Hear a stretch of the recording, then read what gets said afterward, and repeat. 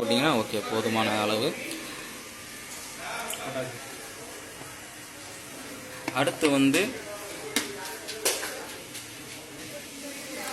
வந்து கறி மசாலா பட்டை. அந்த வாசனைக்கு பிரியாணிக்கு தேவையான முக்கியமான பொருளே இதுதான். ஏன்னா அப்போ தான் அந்த வாசனங்கள் வந்து அதிகமாக இருக்கும். அதுக்கு தேவையான பொருள் அதுக்கு என்னென்ன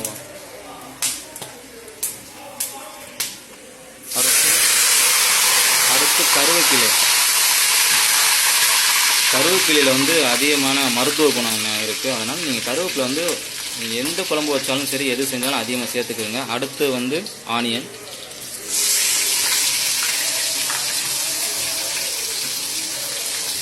அடுத்து வந்து பச்சை மிளகாய்,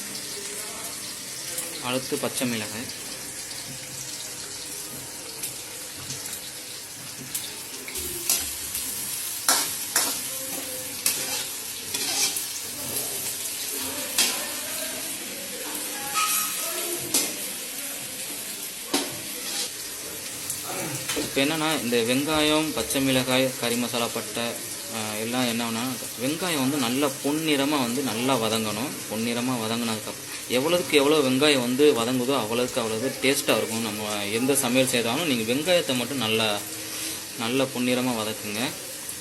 செம்ம டேஸ்ட்டாக வரும். வெங்காயத்தில் தான் ஒரு சமையலோட டேஸ்ட்டு வந்து வெங்காயத்தில் தான் இருக்குது. இப்போ வந்து தேவையான அளவு நம்ம புதினா, கொத்தமல்லி,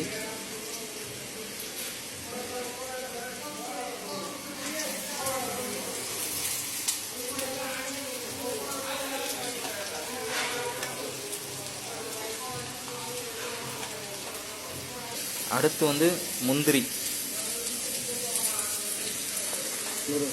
100 கிராம் வந்து நாங்கள் எடுத்துருக்கோம். நீங்கள் எவ்வளோ பேருக்கு சமைக்கிறீங்களோ நீங்கள் உங்களுக்கு தேவையான பொருளை நீங்கள் எடுத்துக்கலாம். நாங்கள் வந்து 100 கிராம் எடுத்துருக்கோம்.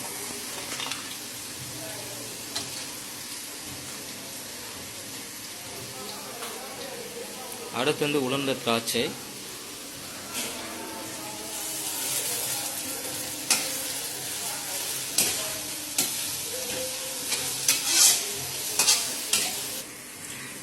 இப்போ வந்து என்ன பண்ண போகிறோம்னா, இஞ்சி, பூண்டு, மிளகு அது எல்லாத்தையும் வந்து நம்ம நல்லா போட்டுட்டு நல்லா வதக்க வேண்டியதான். நான் எடுத்து கொடுங்கண்ணே.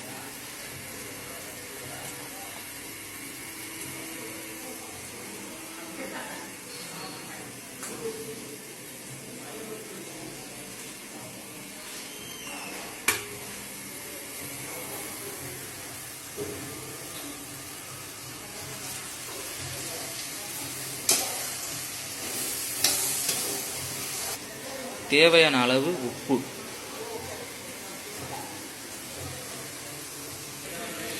இந்த மாதிரி நல்லா பொன்னிறமாக வதங்கணும். வதங்கின அப்புறம் தக்காளி வந்து ஆட் பண்ணுங்க. கொத்தமல்லி, உங்களுக்கு தேவையான அளவு பிரியாணி பவுடர். எங்களால் இப்போதைக்கு இங்கே அரைக்க முடியாது, அதனால் நாங்கள் பாக்கெட் ரெடிமேடாக தான் வாங்கியிருக்கோம்.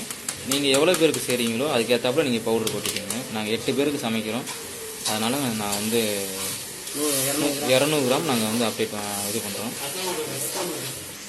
தேவையான அளவு மொத்தம் 200 கிராம் தயிர் வந்து அப்டேட் பண்ணிக்கோங்க. அதில் அப்போ தான் வந்து கொஞ்சம் நல்லாயிருக்கும், பிரியாணி வந்து டேஸ்ட்டாக இருக்கும். தேவையான அளவு 200, எங்களுக்கு தேவையான அளவு 200. உங்களுக்கு எவ்வளோ தேவையோ நீங்கள் அப்டேட் பண்ணிக்கோங்க.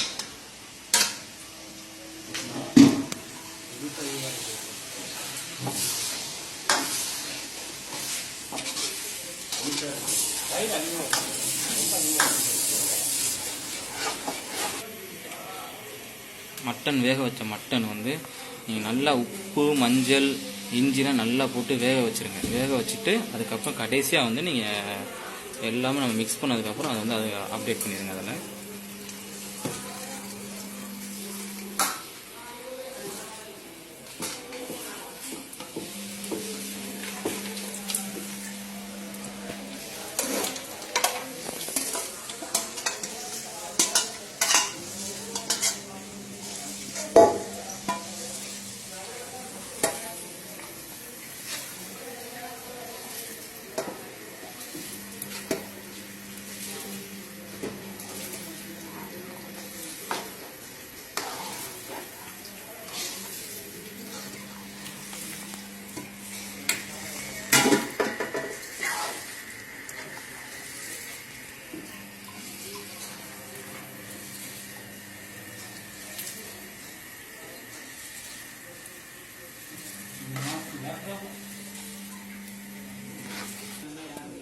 வந்து பிரியாணி அரிசியை வந்து நல்லா அலசிட்டு நாங்கள் ரெடி பண்ணி வச்சுருக்கோம்.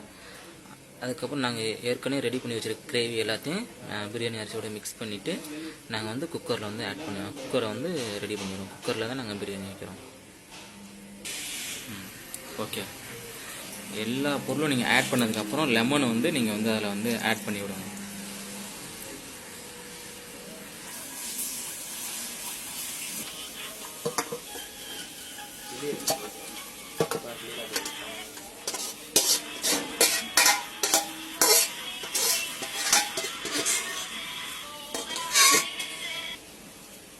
அங்கே மொத்தமாக நாங்கள் ரெடி பண்ண எல்லாத்தையும் குக்கரில் வந்து இங்கே வந்து பிரியாணி அரிசியோடு ஆட் பண்ணிட்டோம்.